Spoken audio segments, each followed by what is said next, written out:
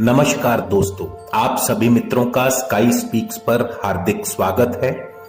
तो आज की चर्चा शुरू करने से पहले आप सभी मित्रों से अनुरोध है कि आप सभी मित्र अपना प्यार दर्शाने के लिए हमारे चैनल को सब्सक्राइब कीजिए और बेल आइकन का बटन दबाना बिल्कुल ना भूलिएगा, ताकि जब भी हम कोई वीडियो अपलोड करें तो आप तक पहुंचे सबसे पहले। तो चलिए शुरू करते हैं जी आज की चर्चा। नमस्कार दोस्तों, एक बार फिर से स्काई स्पीक्स पर आप सभी मित्रों का हार्दिक स्वागत है, हार्दिक अभिनंदन। तो दोस्तों, आज आपके सामने लेके आया हूं बहुत ही दिलचस्प केस स्टडी। ये जन्म पत्री अभी हाल ही में मेरे सामने आई, मेरे पास कंसल्टेशन के लिए आई, और इन महोदय का सीधा साधा सा प्रश्न था कि क्या मुझे पॉलिटिक्स में यानी राजनीति में सफलता मिलेगी अथवा नहीं। तो आज इस विषय पर चर्चा शुरू करने से पहले मैं आप सभी मित्रों को बता दूं, यदि आपने मेरे चैनल को अब तक सब्सक्राइब नहीं किया तो कृपया मेरे चैनल को सब्सक्राइब कीजिए, वीडियोस को लाइक और शेयर करना ना भूलिएगा। इसके अलावा यदि आप मुझसे निजी तौर पर परामर्श लेना चाहते हैं जिस पर कि शुल्क लागू रहेंगे, निजी परामर्श के लिए स्क्रीन पर दिए गए व्हाट्सएप नंबर पर मैसेज भेजकर आप जानकारी मंगवा सकते हैं। तो चलिए बात करते हैं आज के इस विषय के ऊपर। इन साहब का प्रश्न था कि क्या मुझे राजनीति में सफलता मिलेगी अथवा नहीं। राजनीति में सफलता प्राप्त करने के लिए मैं आपको बता दूं कि लग्न, नवम, दशम और एकादश भाव का मजबूत होना बहुत जरूरी है। यदि हम इनकी लग्न कुंडली पर एक नजर डालें तो आप देखेंगे कि इनका जो लग्न कुंडली है इसमें दशमेश और नवमेश का संबंध जो है दशम भाव में है, राजस्थान में है। तो कोई भी व्यक्ति देख करके बता देगा कि जी हां, आपको राजनीति में सफलता मिलेगी, मगर ऐसा नहीं है। राजनीति में सफलता मिलने का केवल और केवल यही एक योग नहीं है। आज मैं आपको बताऊंगा कि कृष्णामूर्ति पद्धति के द्वारा कैसे हम इस कुंडली की तह तक पहुंचेंगे।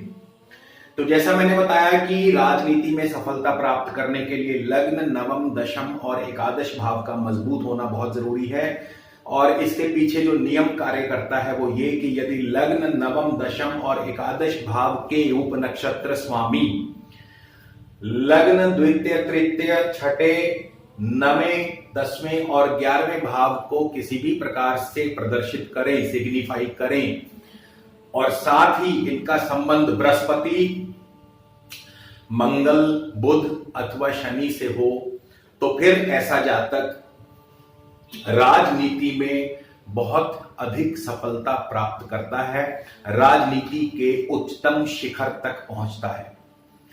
और यदि ये जो शर्त है, ये जो नियम है कुंडली में पूरा ना हो तो फिर ऐसा व्यक्ति राजनीति में ज्यादा सफलता प्राप्त नहीं कर पाता। आइए चलिए देखते हैं कैसे।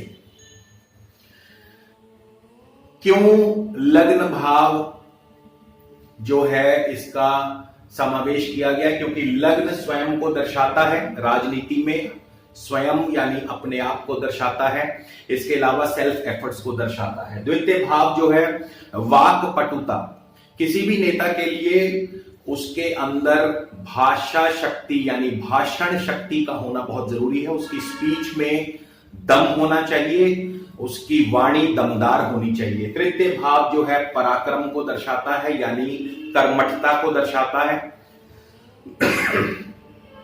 छठा भाव विपक्षियों पर विजय को दर्शाता है। नवा भाव जो है भाग्य को दर्शाता है।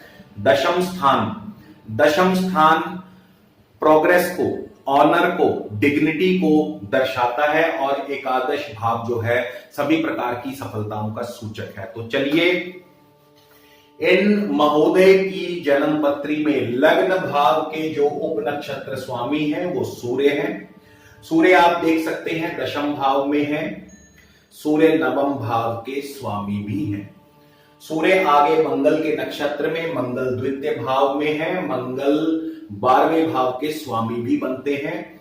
सूर्य आगे मंगल के ही उप नक्षत्र में और मंगल स्वयं अपने ही नक्षत्र में है। तो लग्न भाव केवल और केवल दशम और नवम भाव को प्रदर्शित करता है, यानी कि राजनीति में इच्छा को दर्शाता है, क्योंकि यहां पे मंगल और सूर्य के साथ लगन के उप नक्षत्र स्वामी का संबंध बन गया, साथ में दशम और नवम भाव का संबंध बन गया। तो ये राजनीति में इच्छा को दर्शाता है। चलिए जानते हैं राजनीति में इनका भाग्य क्या इनका साथ देगा या नहीं। उसके लिए नवम भाव के उप नक्षत्र स्वामी का हम परीक्षण करेंगे। नवम भाव के उप नक्षत्र स्वामी है शनि। शनि जो कि पंचम भाव में, यहां पे छठे भाव में है, लेकिन कसपल चार्ट में यानी चलित भाव कुंडली में शनि पंचम भाव में चले गए हैं। तो शनि पंचम भाव में है और तृतीय भाव के स्वामी है शनि। शनि आगे चंद्रमा के नक्षत्र में, चंद्रमा सप्तम भाव में है, चंद्रमा अष्टम भाव के स्वामी है जो कि बाधाओं को दर्शाते हैं। इसके बाद शनि आगे राहु के उप नक्षत्र में, राहु द्वितीय भाव में है, राहु शनि की ही राशि में है। शनि जैसा कि मैं बता चुका हूं पंचम और तृतीय भाव को प्रदर्शित करते हैं। और राहु फिर आगे एक बार चंद्रमा के नक्षत्र में है, चंद्रमा सप्तम भाव में है, अष्टम भाव के स्वामी होकर के। तो किसी भी प्रकार से भाग्य जो है इनका साथ नहीं दे रहा, यानी कि राजनीति में इच्छा तो होगी लेकिन भाग्य इनका साथ नहीं देगा। इसके बाद बात करेंगे दशम भाव की। क्या इनको राजनीति में वो सफलता मिलेगी, क्या ये राजनीति के उच्चतम शिखर तक पहुंचेंगे अथवा नहीं। तो चलिए दशम भाव की परीक्षण करते हैं। दशम भाव के उप नक्षत्र स्वामी है बृहस्पति। बृहस्पति जो कि लग्न भाव में, लग्न कुंडली में द्वादश भाव में है, लेकिन चलित भाव में बृहस्पति एकादश भाव में चले गए। तो बृहस्पति एकादश भाव में, चौथे और लग्न भाव के स्वामी है बृहस्पति। इसके बाद बृहस्पति शनि के नक्षत्र में, शनि पंचम भाव में, तृतीय भाव के स्वामी होकर के। आगे बृहस्पति चंद्रमा के उप नक्षत्र में, चंद्रमा सप्तम भाव में है, अष्टम भाव के स्वामी होकर के बैठे हैं। और चंद्रमा फिर एक बार बृहस्पति के नक्षत्र में, बृहस्पति एकादश भाव में, चौथे और लग्न भाव के स्वामी होकर के बैठे हैं। अब यहां पे दशम भाव किसी भी प्रकार से स्वयं अपने भाव को प्रदर्शित नहीं करता, यानी दशम भाव का संबंध स्वयं दशम भाव से नहीं है।